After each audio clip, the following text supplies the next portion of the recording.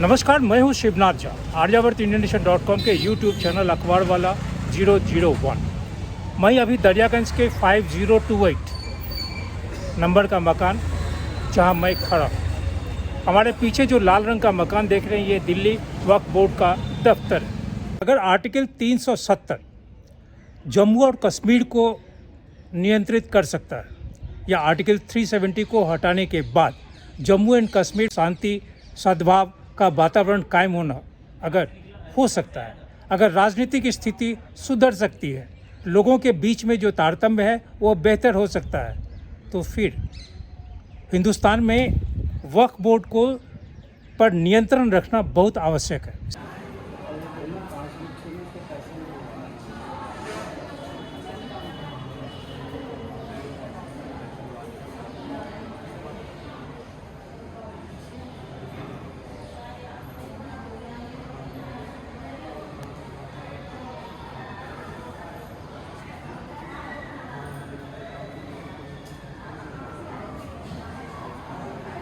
हिंदुस्तान में भारतीय रेल और डिफेंस के पास जितनी संपत्ति अथवा भूमि है, उसके बराबर में ही वक्फ बोर्ड की संपत्ति है। अब अगर हिंदुस्तान के सीमा के क्षेत्र में वक्फ बोर्ड की इतनी संपत्ति हो और उस पर नियंत्रण सरकार का नहीं हो, वक्फ बोर्ड का हो, तो यह भी एक शुभ संकेत नहीं है। यह कहा जाता है कि वक्फ बोर्ड की जो संपत्ति है पूरे भारतवर्ष में तकरीबन 9.4 लाख एकड़ 9.4 लाख एकड़ में फैली हुई है, और इसमें तकरीबन 8.7 लाख संपत्तियों का नियंत्रण करता है वक्फ बोर्ड। पूरे भारतवर्ष में यह कहा जाता है कि तकरीबन 3,56,051 वक्फ बोर्ड की पंजीकृत संस्थाएं स्टेट है, और इसमें तकरीबन 8,72,328 इसकी अचल संपत्तियां हैं, इमूवेबल प्रॉपर्टी, और साथ ही 16,713 चल संपत्तियां हैं। इतनी अधिक संपत्ति का एकमात्र स्वामी अगर वक्फ बोर्ड हो सकता है, तो स्वाभाविक है कि दो तरह का, एक भारत सरकार का अपना या भारत सरकार का मंत्रालय या स्टेट गवर्नमेंट का जो अपना अपना नियम कानून, और उसके बीच में वक्फ बोर्ड का अपना कानून, तो दो कानून एक साथ नहीं चल सकता है। इसलिए अगर देश के गृह मंत्री या देश के प्रधानमंत्री इस दिशा में इस नियम को, इस कानून को, इस पूरे संगठन को नियंत्रित या फिर पुनर्गठन करने के लिए अगर सोचे, एक विधेयक लाने की बात या विधेयक प्रस्तुत किया गया, उस पर अगर संसदीय समिति कार्य कर रही है, वो अपना रिकमेंडेशन देगी और उसके बाद फिर एक नियम के तहत एक कानून बनेगा, तो इसमें बुरा क्या है।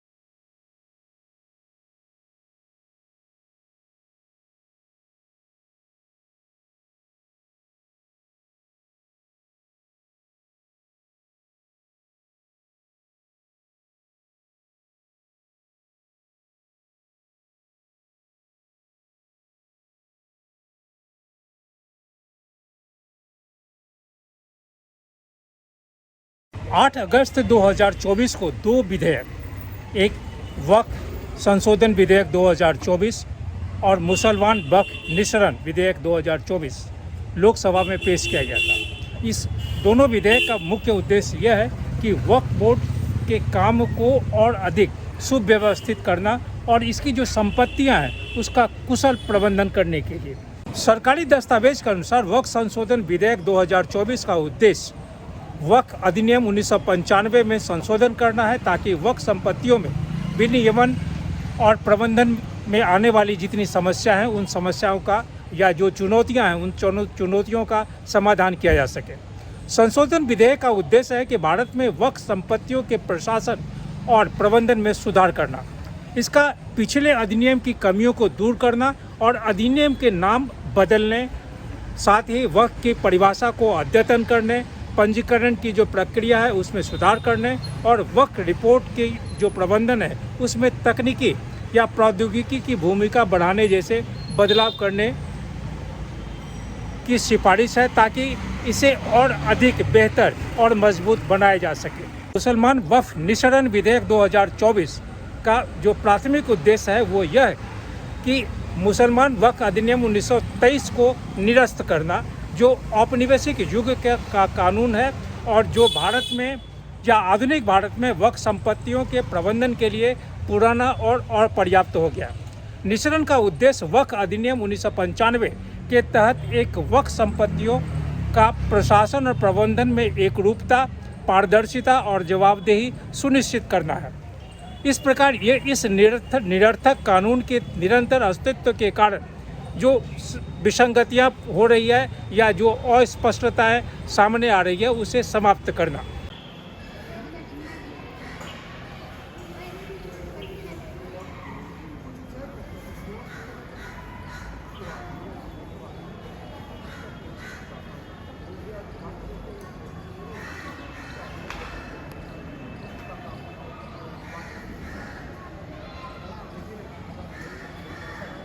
जिस विधेयक को अगस्त महीने में संसद में पेश किया गया था उस विधेयक को संयुक्त समिति के पास प्रेषित किया गया है। यह संयुक्त समिति देश के विभिन्न भागों में, खास करके जो दक्षिण भारत के हैं या उत्तर भारत के या अन्य राज्यों में अपना भ्रमण करके वहाँ के लोगों से मिल के, वक्फ के जो अधिकारी हैं उनसे मिल के, जो चयनित लोग हैं उनसे मिल के पूरा विस्तार से अपना रिपोर्ट सरकार को प्रस्तुत करेगी और फिर जो विधेयक है उसमें परिवर्तन कर, अगर अपेक्षा इसमें महसूस की गई तो परिवर्तन कर फिर इसे कानून का रूप दिया जाएगा।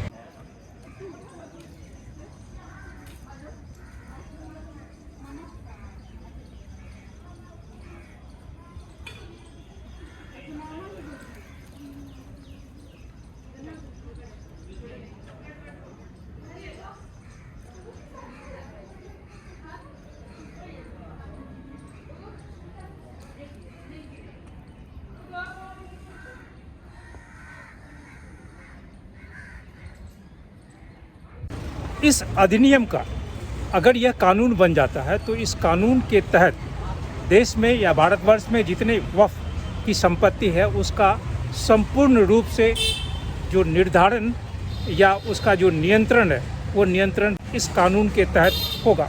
अधिनियम में वक्फ को मुस्लिम कानून के तहत धार्मिक या धर्मार्थ माने जाने वाले उद्देश्यों से के लिए चल अथवा अचल जो संपत्ति है जो दान स्वरूप देते हैं उसे परिभाषित किया गया है। वक्फ के प्रबंधन के लिए हर राज्य को वक्फ बोर्ड का गठन करना आवश्यक है, यह भी इस अधिनियम में कहा गया है। अगर कानून बनता है तो यह बहुत ही मैंडेटरी हो जाएगा। विधेयक में अधिनियम का जो नाम है उसे बदलकर संयुक्त वक्फ प्रबंधन, सशक्तिकरण, दक्षता और विकास अधिनियम 1995 कर दिया गया है। इस विधेयक में यह भी कहा गया है कि केवल कम से कम 5 वर्षों से इस्लाम का पालन करने वाला व्यक्ति ही वक्फ घोषित कर सकता है। विधेयक में यह भी कहा गया है कि वक्फ के रूप में पहचानी गई कोई भी सरकारी संपत्ति वक्फ नहीं मानी जाएगी और निश्चितता की स्थिति में उस क्षेत्र का कलेक्टर स्वामित्व निर्धारित करेगा और राज्य सरकार को रिपोर्ट देगा। सबसे महत्वपूर्ण बात यह है कि यह जो विधेयक है अधिनियम वक्फ बोर्ड को यह जांच करने और निर्धारित करने का अधिकार देता है कि संपत्ति वक्फ का है अथवा नहीं, जो इस विधेयक में हटा दिया गया है।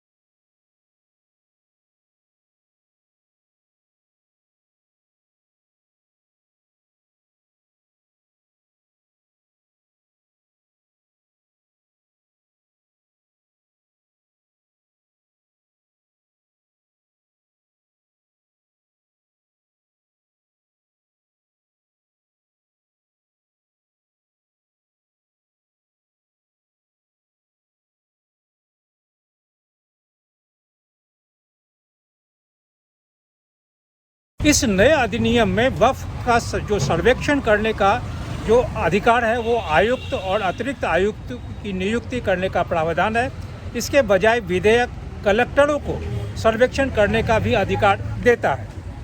लंबित जो सर्वेक्षण है उसे राजस्व कानूनों के अनुसार किए जाने का भी अनुमति देता है। इस अधिनियम के अनुसार केंद्रीय वक्फ परिषद का गठन करता है जो केंद्र और राज्य सरकारों तथा वक्फ बोर्डों को सलाह देती है। वक्फ के प्रभारी केंद्रीय मंत्रिपरिषद के पदेन अध्यक्ष होते हैं। अधिनियम के अनुसार परिषद के सभी सदस्य मुस्लिम होनी चाहिए और उनमें से कम 2 महिलाएं भी होनी चाहिए। इसके बजाय बिल में प्रावधान यह है कि 2 सदस्य गैर मुस्लिम भी होनी चाहिए। अधिनियम के अनुसार परिषद में नियुक्त सांसदों, पूर्व न्यायाधीशों और प्रतिष्ठित व्यक्तियों का मुस्लिम होना जरूरी नहीं है। इस अधिनियम में मुस्लिम निर्वाचन मंडल से 2 सदस्यों का चुनाव का प्रावधान है। इसमें सांसद, विधायक और विधान पार्षद तथा राज्य के बार काउंसिल के जो सदस्य हैं वो होंगे। इसमें कहा गया है कि बोर्ड में निम्नलिखित होने चाहिए। जो 2 गैर मुस्लिम सदस्य होंगे, एक शिया, सुन्नी और पिछड़े मुस्लिम वर्गों के कम से कम एक सदस्य होंगे। इसमें बोहरा और आगा खानी समुदायों के भी एक सदस्य होनी चाहिए। अधिनियम में प्रावधान है कि कम से कम 2 सदस्य महिलाएं होनी चाहिए। विधेयक में यह भी कहा गया है कि 2 मुस्लिम सदस्य महिला होनी चाहिए।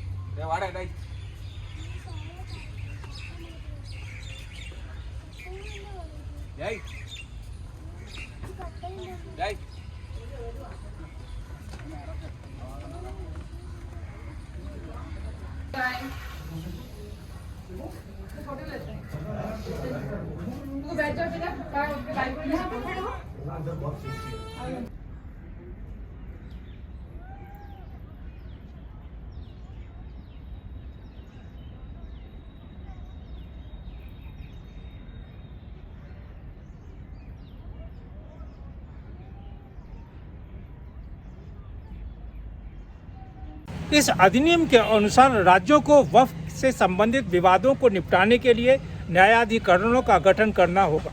इस न्यायाधिकरणों का अध्यक्ष प्रथम श्रेणी जिला सत्र या सिविल न्यायाधीश के समकक्ष रैंक के न्यायाधीश होंगे।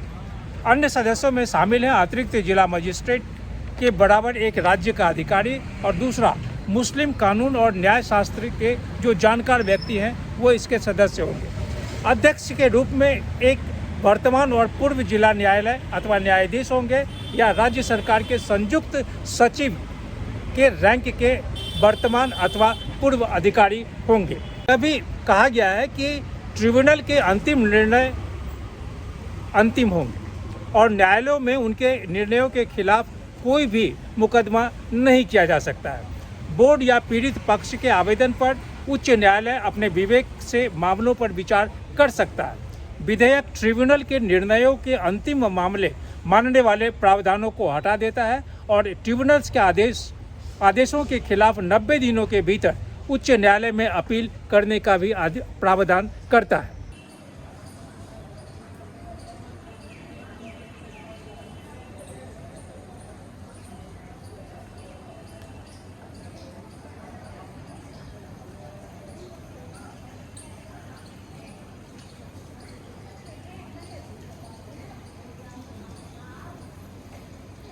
केंद्र सरकार को कुछ अधिकार दिया गया है, उसमें एक है पंजीकरण, दूसरा है वक्फ के खातों का प्रकाशन और तीसरा है वक्फ बोर्ड की कार्यवाही का प्रकाशन। इस अधिनियम में यह भी प्रावधान किया गया है कि राज्य सरकार किसी भी समय वक्फ के जो खाता है, जो बैंक अकाउंट है, उसको ऑडिट करवा सकती है। यह अधिनियम सुन्नी और शिया समुदाय के जो लोग हैं उनके लिए अलग अलग वक्फ बोर्ड स्थापित करने का भी अनुमति देता है।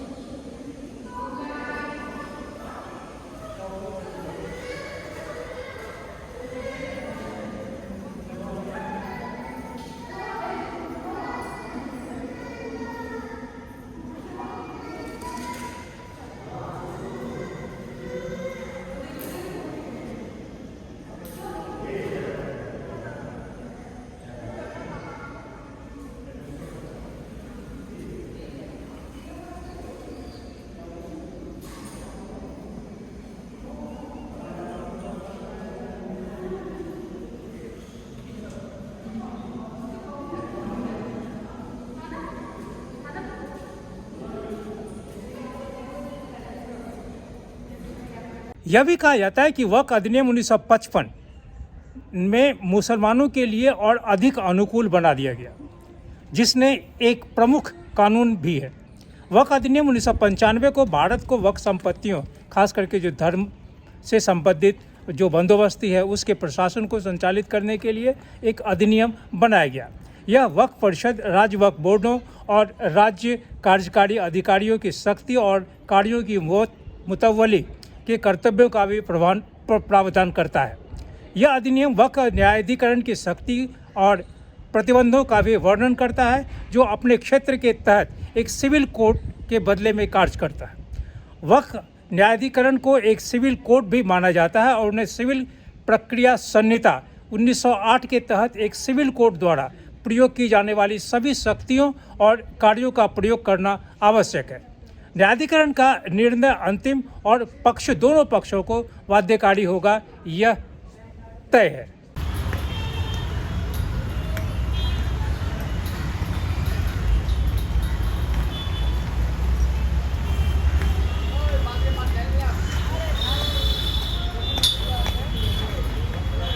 वक्फ का जो इतिहास है वो दिल्ली सल्तनत के शुरुआती दिनों से जुड़ा हुआ है।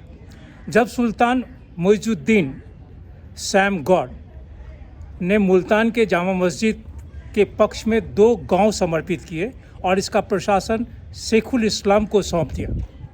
जैसे जैसे दिल्ली सल्तनत और बाद में इस्लामी राजवंश भारत में फले फूले, भारत में वक्फ संपत्तियों की संख्या बढ़ती गई।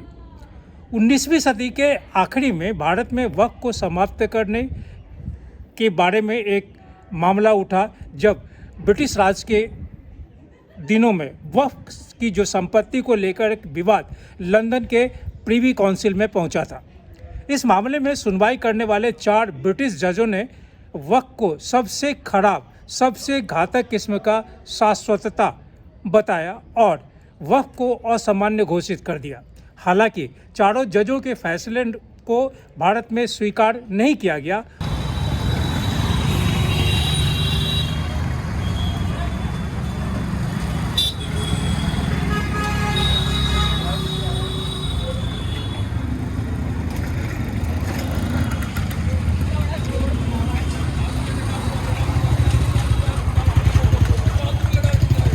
अभी का जो अधिनियम है और ये अधिनियम अगर कानून बनता है तो इस कानून के तहत ये अंदाज़ा है कि भारत में अभी वक्फ बोर्ड में वर्तमान में जो संपत्ति है वो संपत्ति करीब 9.4 लाख एकड़ में फैली हुई है और ये 8.7 लाख संपत्तियों को नियंत्रित करता है, जिसका अनुमानित मूल्य 1.2 लाख करोड़ रुपया आंका गया है।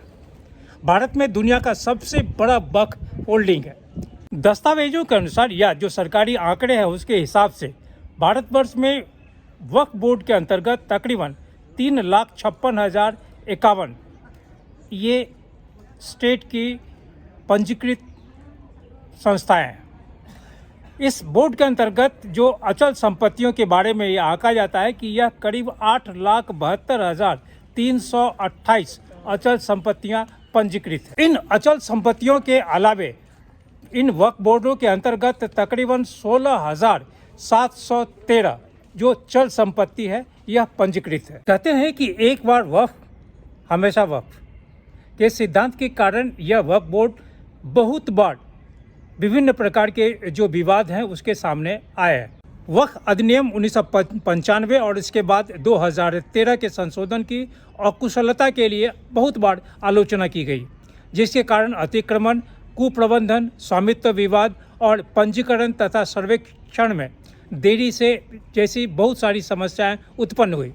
वक्फ संपत्तियों के स्वामित्व और कब्जे की जो समस्या है, यह समस्या पंजीकरण संबंधी शिकायतें, न्यायाधिकरण की जो कार्य प्रणाली से संबंधित बड़े पैमाने पर मुकदमाबाजी आदि बहुत तरह की बातें हैं जो भारत सरकार के मंत्रालय के अधीन बहुतों बार पहुंचा। यह भी कहा जाता है कि न्यायाधिकरण के जो निर्णयों पर कोई न्यायिक निगरानी नहीं है, जिसके कारण जो प्रबंधन है और भी जटिल हो जाता है।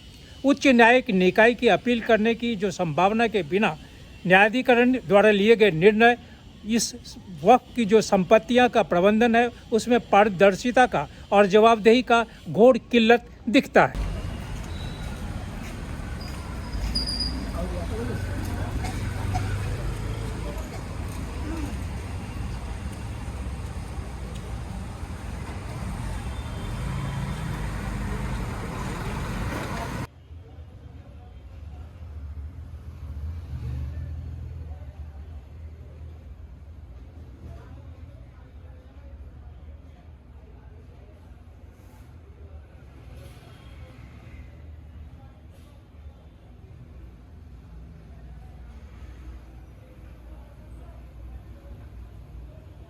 जहाँ तक सर्वेक्षण का सवाल है, इसमें सर्वेक्षण जो आयुक्त द्वारा वक्फ संपत्तियों के सर्वेक्षण का कार्य असंतोषजनक पाया गया है।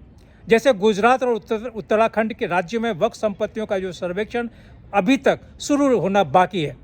उत्तर प्रदेश में सर्वेक्षण का आदेश 2014 में दिया गया और अभी तक शुरू नहीं हुआ है। सर्वेक्षण पूरा नहीं होने का मुख्य मुद्दा जो है वो है सर्वेक्षण आयुक्तों की सर्वेक्षण कार्य में विशेषज्ञता का अभाव। इसके अलावा वक्फ संपत्तियों की जो पंजीकरण का कार्य है वो सुचारू रूप से नहीं चला, जिसके कारण राजस्व विभाग और सर्वेक्षण रिपोर्टों के बीच में समन्वय का पूरा अभाव रहा।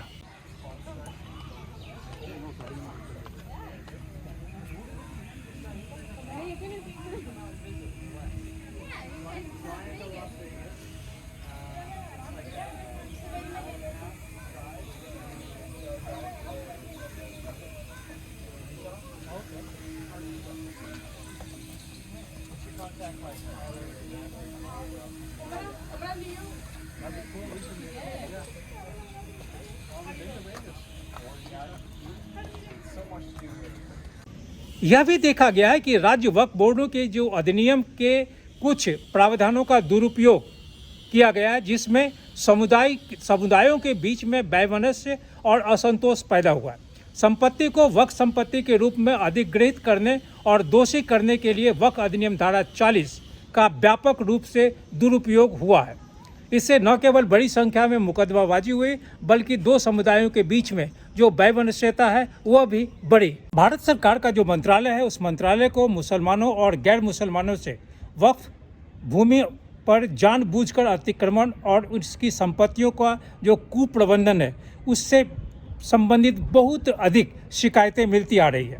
मंत्रालय के सूत्रों के हिसाब से या मंत्रालय में जो प्राप्त सूचना है उसके हिसाब से शिकायतों की जो प्रकृति है वह प्रकृति और मात्रा का विश्लेषण करने पर यह पाया गया कि अप्रैल 2023 में लगभग 148 शिकायतें प्राप्त हुई, जिसमें अतिक्रमण, वक्फ भूमि की अवैध बिक्री, सर्वेक्षण और पंजीकरण में देरी, इस तरह की जो बातें हैं वो अधिक पाई गई है।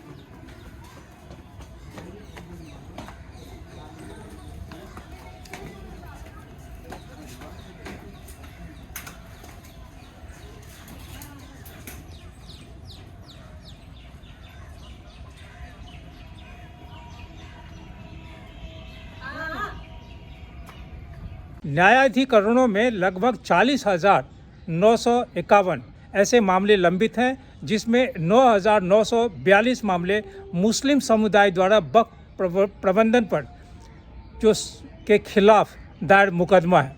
इसके अलावा मामले को निपटाने के लिए अत्यधिक देरी होती है और न्यायाधिकरण का जो निर्णय है उस पर न्यायिक निगरानी का कोई प्रावधान भी नहीं है।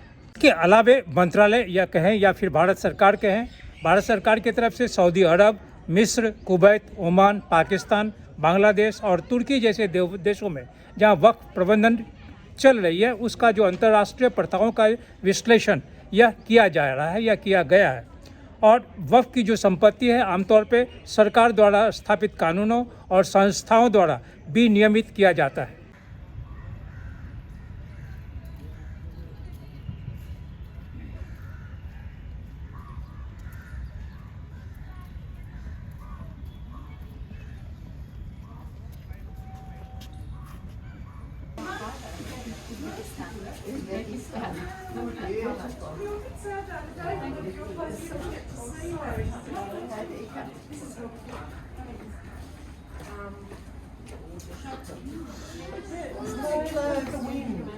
Is it black? Sorry.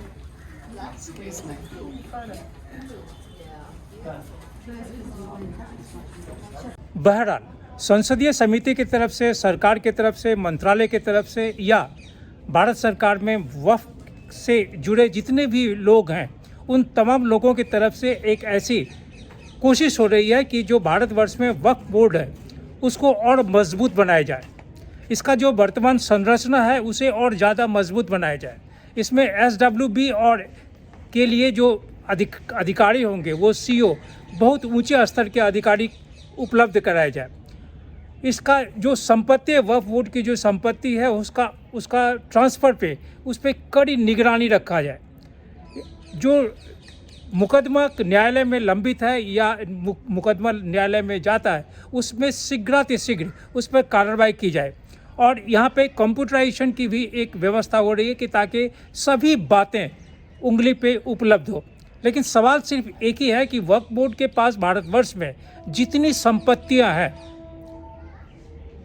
उन संपत्तियों पे अगर सरकार का नियंत्रण नहीं रहा तो आने वाले दिनों में ये शायद बेहतर होने का संकेत नहीं देता है। इस बात से इनकार नहीं किया जा सकता है कि हिंदुस्तान में जो मुस्लिम समुदाय है, मुस्लिम समुदाय यानी उनका जो मतदाता है, जो वोट बैंक है, वो वोट बैंक विभिन्न राजनीतिक पार्टियों के लिए एक महत्वपूर्ण हो सकता है।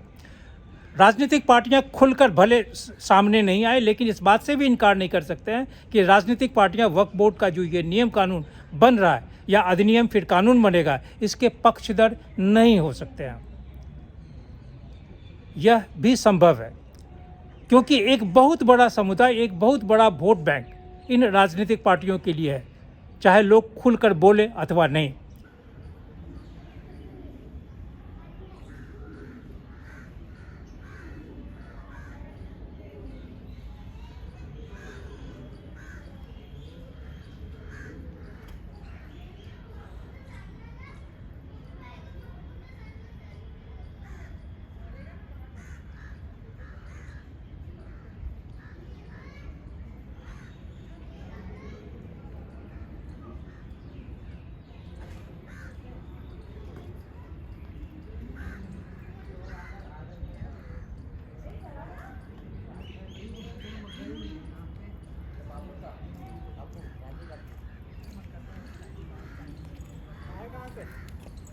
इधर से जाए थे और आपण जाऊन कुठे राहिलो होता असली में चल ना